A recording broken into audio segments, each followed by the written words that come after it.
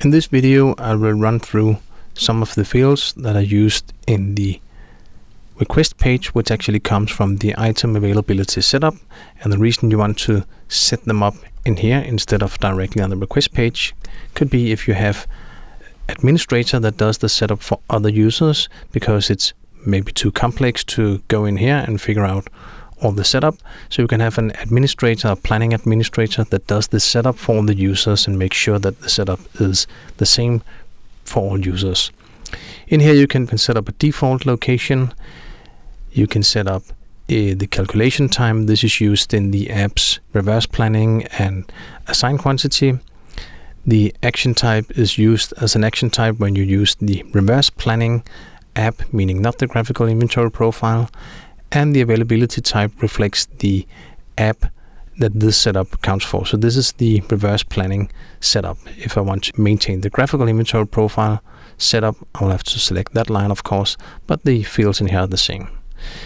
Use company is defined if you want to permanently look in other companies. So if you work in a sales sub, you might set another company up as a permanent company to view, both with this app, the graphical inventory profile, but also the assign quantity app. All the fields on the include tab are more or less viewed on the graphical inventory profile request page. And in another video, I run through all those fields to explain what they're doing. In here, you have some fields though that are not shown on the page, and I will just explain those to fill it all out. First of all, we have the include assembly orders. So here you can actually check mark whether or not to use assembly orders. This is not common to switch on and off, and this is why we set it only in here. If you have the app quality control, you can select here to include or exclude item within quality control.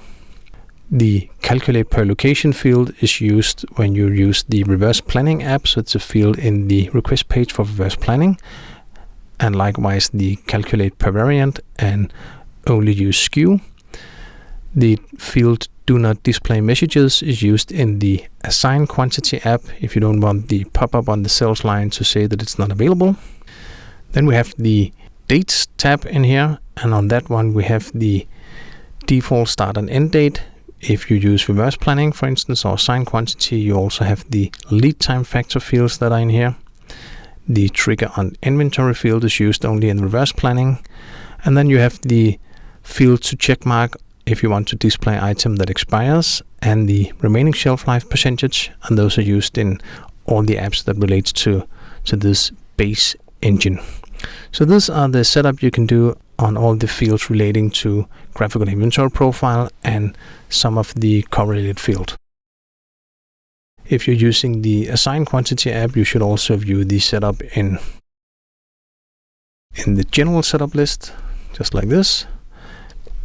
So if you go in the general setup where you normally would set up the assign quantity in here, and there's also a card for the general setup. As you can see here, it looks a lot like the first card. We do have some more fields in here. Forecast using dimension if you want to filter on a specific dimension. We have the check mark to include item on empty dimension, which also relates to assign quantity only. And then we have all the assigning fields down in the footer section. I'll run through those in an app called assign quantity, and they relate to the specific functionality when you assign on sales line. So normally in graphical inventory profile, you will only use the other list, the item availability setup.